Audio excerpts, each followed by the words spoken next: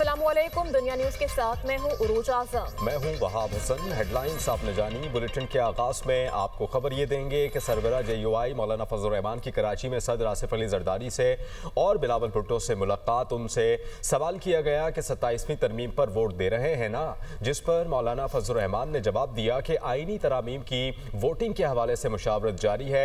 8 से 9 माह में फिर आईनी तरामीम आ गई। PP क़यादत ने मशवरा दिया कि आपको आर्टिकल 243 पर वोट देना चाहिए। जबकि ज़राए के मुताबिक अहम तरीन मुशावरती मुलाकात में वज़ीर दाखिला मोहसिन नकवी और फरियाल तालपुर भी शरीक थे। मौलाना असद महमूद, राशिद सोमरू और मुफ्ती अबरार भी मुलाकात में शामिल थे। मज़ीद क्या तफसीलात हैं इस मुलाकात से मुताल्लिक जान लेते हैं अपने नुमाइंदे मोहम्मद अरशद से। जी अरशद।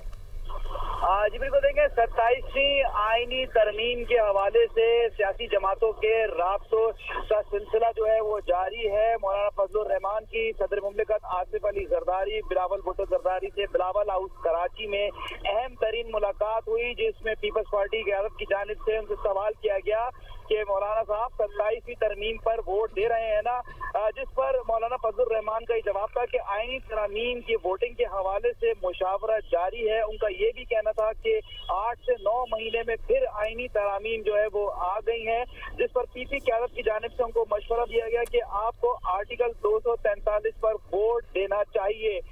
इस अहम तरीन मुलाकात के अंदर जो अहम तरीन बैठक हुई, इसमें फरियाल तालपुर, वजीर दाखिला मोहसिन नकवी भी जो थे उसमें शरीक थे, जबकि मौलाना असद महमूद, राशिद सोमरू और मुफ्ती अबरार भी इस अहम तरीन मुलाकात में शामिल थे। जी अशद, मौलाना फजल रहमान ने जब मीडिया से बात की थी इससे पहले तो उन्होंने कुछ तहफ़्फ़ुज़ात का इज़हार किया था 26वीं आईनी तरमीम से मुतालिक। उन्होंने ये कहा था कि मदारिस की रजिस्ट्रेशन का जो हमने मुतालबा किया था वो भी पूरा नहीं हुआ। सूद से मुतालिक उन्होंने कहा था कि 2027 या 28 तक सूद का मुकम्मल खात्मा हो जाए पाकिस्तान से। उस पर भी हुकूमत ने कोई जो है अमल दरामद नहीं किया, पेशरफ नहीं हुई। तो क्या मुमकिनात में से है कि 27वीं आईनी तरमीम में जो नुकात पेश किए गए हैं उन पर JUI मुत्तफ़िक़ हो जाएगी, जबकि वो एतराज़ात कर रहे हैं पिछली जो 26वीं आईनी तरमीम हुई थी? खबर आपको दे रहे हैं। जमीयत उलमा इस्लाम के सरबरा मौलाना फजल रहमान की ये अहम मुलाकात हुई है बिलावल भुट्टो से, और 27वीं आईनी तरमीम से मुताल्लिक जो मौलाना फजल रहमान के तहफ़्फ़ुज़ात हैं उस पर भी बात हुई, और क्या लाएअमल होगा JUI का उस पर भी बात हुई। आगे बढ़ेंगे। 27वीं आईनी तरमीम के खिलाफ अपोजिशन इत्तेहाद का मुल्क गिर तहरीक चलाने का ऐलान। सेनेट और कौमी असम्बली में नामजद अपोजिशन लीडर ने बाकायदा तहरीक का ऐलान किया। लामा राजा नासिर अब्बास ने कहा कि 1971 में पाकिस्तान टूटा, अब एक मरतबा फिर तारीख के नाजुक मोड़ पर पाकिस्तान पहुँच चुका है। महमूद खान अचकज़ई ने कहा कि अवाम को कोई नहीं मान रहा, ना उनको तस्लीम कर रहा है। हम अवाम के पास जा रहे हैं, जिस तरह ये आइन की बुनियादों को हिला रहे हैं। हमारे पास इस तहरीक के सिवा और कोई चारा नहीं।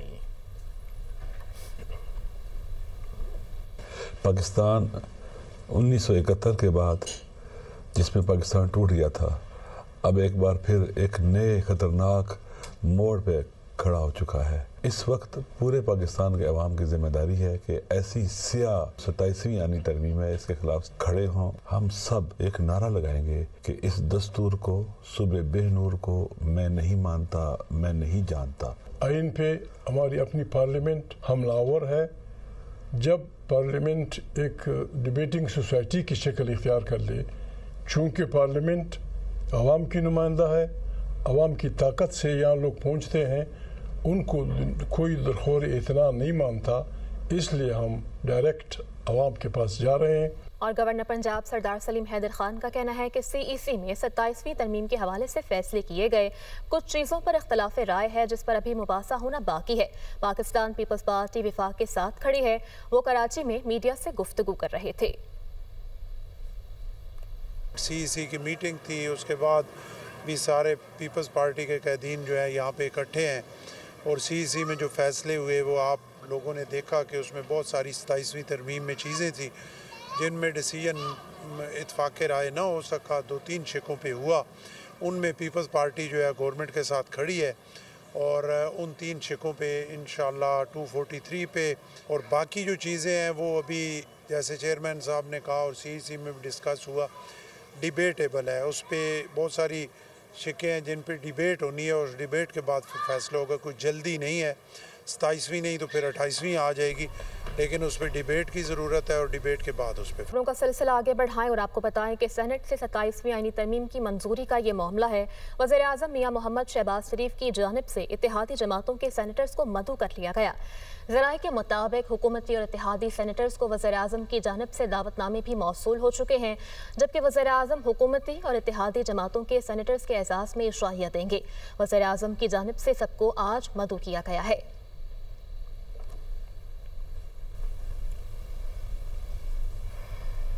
वफाकी आईनी अदालत का क़याम, chief of the defence forces का ओहदा आर्मी चीफ को देने की तजवीज़। 27वीं आईनी तरमीम का मुजव्वज़ा मुसव्वदा सामने आ गया। वफाकी हुकूमत को इख्तियार होगा कि किसी भी अफसर को field marshal, marshal of the air force, admiral of the fleet के ओहदे पर तरक्की दे। मुसव्वदे के मुताबिक field marshal, marshal of the air force और एडमिरल ऑफ द फ्लीट को ताहयात वर्दी और बरात हासिल होंगी। आला ओहदे रखने वाले अफसरान कौमी हीरोज़ करार दिए जाएंगे। आर्टिकल 47 के तहत हटाए जा सकेंगे। आर्टिकल 248 के तहत सदर को हासिल इस्तिस्ना उन्हीं फौजी ओहदों पर भी लागू होगा। इस्लामाबाद से ये रिपोर्ट देखिए। 27वीं आईनी तरमीम का मुसव्वदा दुनिया न्यूज को मौसूल। आईनी तरमीम के मुसव्वदे में 48 आर्टिकल्स में मुख्तलिफ तरामीम तजवीज़। वफाकी आईनी अदालत के क़याम, चीफ ऑफ डिफेंस फोर्सेस का ओहदा आर्मी चीफ को देने की तजवीज़ शामिल। Field marshal, marshal of air force और एडमिरल ऑफ द फ्लीट को फौजदारी कार्रवाई से इस्तिस्ना हासिल होगा। वज़ीर आज़म को भी सदारती तर्ज पर इस्तिस्ना दिए जाने की तजवीज़। आईनी तरमीम के मुसव्वदे में कमांड ऑफ आर्म्ड फोर्सेस से मुतल्लिक आर्टिकल 243 में तरमीम की तजवीज़ है। फील्ड मार्शल का ओहदा आईन में शामिल करने और तमाम फोर्सेस को चीफ ऑफ डिफेंस फोर्सेस के ताबे लाने की तजवीज़ दी गई है। वज़ीर आज़म चीफ ऑफ डिफेंस फोर्सेस की मुशावरत से नेशनल स्ट्रेटेजिक कमांड का कमांडर मुकर्रर करेंगे। Chairman joint chief of staff का ओहदा 27 नवंबर 2025 से खत्म करने की तजवीज़ है। मुजव्वज़ा तरमीम के मुताबिक फील्ड मार्शल का एजाज ताहयात होगा। मौजूदा chief of army staff chief of defence forces होंगे। Field marshal, marshal of air force और एडमिरल ऑफ द फ्लीट के ओहदों पर आईन के आर्टिकल 248 का इत्तलाक होगा। आईन के आर्टिकल 248 के इत्तलाक के बाद field marshal, marshal of air force और एडमिरल ऑफ द फ्लीट को फौजदारी कार्रवाई से इस्तिस्ना हासिल होगा। Field marshal, admiral of the fleet और मार्शल ऑफ एयर फोर्स को आर्टिकल 47 के तहत सिर्फ पार्लियामेंट ही हटा सकेगी। तीनों ओहदेदार अपने उमूर के अंजाम दही में अदालत को जवाबदेह नहीं होंगे। तीनों ओहदेदार आईनी तौर पर कानूनी कार्रवाई से महफूज रहेंगे। मुजव्वज़ा तरमीम के तहत सदारती तर्ज का इस्तिस्ना वज़ीर आज़म को भी हासिल होगा। तरमीम के तहत सदर के बाद वज़ीर आज़म के खिलाफ भी फौजदारी कार्रवाई या गिरफ्तारी नहीं हो सकेगी। मुजव्वज़ा तरमीम के मुसव्वदे में सुप्रीम कोर्ट से अलहदा नई 7 जजेस पर मुश्तमिल वफाकी आईनी अदालत कायम करने की तजवीज़ दी गई है। वफाकी आईनी अदालत का सदर मुकाम इस्लामाबाद होगा। चीफ जस्टिस वफाकी आईनी अदालत की मुद्दत मुलाजमत 3 साल मुकर्रर की गई है, जबकि वफाकी आईनी अदालत के जज 68 बरस की उम्र में रिटायर्ड होंगे। मुसव्वदे में कहा गया है कि सुप्रीम कोर्ट से आईनी इख्तियारात वापस लेकर वफाकी आईनी अदालत को दिए जाएंगे, जबकि मुल्क भर के जजेस की एक ही सीनियरिटी लिस्ट बनाने की तजवीज़ है। मुजव्वज़ा मुसव्वदे के मुताबिक आईन का आर्टिकल 184 खत्म कर दिया जाएगा। आज खुद नोटिस का इख्तियार खत्म होगा। आईनी मुकदमात अब सुप्रीम कोर्ट नहीं वफाकी आईनी अदालत सुनेगी। सुप्रीम कोर्ट सिर्फ अपीलों और उमूमी मुकदमात की अदालत रहेगी। मुजव्वज़ा मुसव्वदे के मुताबिक वफाकी आईनी अदालत में चारों सूबों से बराबर नुमाइंदगी होगी। मुसव्वदे में सुप्रीम कोर्ट और आईनी अदालत के दरमियान इख्तियारात की तकसीम की तजवीज़ दी गई है। आईनी अदालत के फैसले मुल्क के तमाम अदालतों पर लाजिम होंगे। और वफाकी वज़ीर इत्तलात अताउल्लाह तारड़ कहते हैं कि ये तासुर गलत है कि पसंद नापसंद पर तैनाती होगी। हुकूमत के पास 2/3 अक्सरियत मौजूद है। Programme tonight with Samar Abbas में गुफ्तगू करते हुए उनकी जानिब से कहा गया कि वज़ीर आज़म ने काबीना में बताया कि एमल वली खान भी आईनी तरमीम पर वोट देंगे। अल्हम्दुलिल्लाह 2/3 मेजॉरिटी तो मौजूद है कि जल्द इंशाल्लाह ताला ये दोनों हाउसेस से मंजूर हो जाएगा और ये बड़ी ही स्मूथली अभी तक प्रोसेस चल रहा है और इंशाल्लाह स्मूथली ही ये प्रोसेस चलेगा। और आज जब काबीना की भी मीटिंग हुई तो प्राइम मिनिस्टर ने ये कहा कि हमें इंशाल्लाह ताला उम्मीद है कि एमल वली खान साहब ANP जो है वो बिल्कुल इसके लिए वोट करेगी। देखिए हमारा राब्ता बिल्कुल आजाद सेनेटर्स के साथ है, उनसे बातचीत भी है, उनको रिक्वेस्ट भी की है, तो आजाद सेनेटर से भी ये उम्मीद की जा सकती है कि वो इसके लिए वोट करेंगे इंशाल्लाह। देखिए वो तो एक लॉ मिनिस्टर के मुताबिक एक एनोमली थी जो करेक्ट होनी चाहिए थी, तो वो बस उसको सिर्फ दुरुस्तगी की गई है, उसकी कोई खास वजह या कोई ऐसी चीज ज़हन में नहीं है। बट ऑब्वियसली जब आप एक दफा चीजों को अमेंड करते हैं तो उसके अंदर ये जरूरी होता है कि कंसिस्टेंसी आए, तो वो रूल ऑफ कंसिस्टेंसी के तहत किया गया है। तो प्राइम मिनिस्टर के खिलाफ कोई पेंडिंग केस नहीं है, ये कतन हैंडपिक वाला सिस्टम नहीं है। जो आपकी ये गलत है कि खुदा ना खास्ता कोई हैंडपिक मामला जो है वो किया जा रहा है। कोई पसंद नापसंद का तो सवाल ही पैदा नहीं होता। नहीं, ये तो खर्चे तो से कोई नहीं होगा कि अगर वो 5 से 7 होगी, ये सूबों के लिए किया गया है, स्पेशली बलोचिस्तान और केपी के लिए।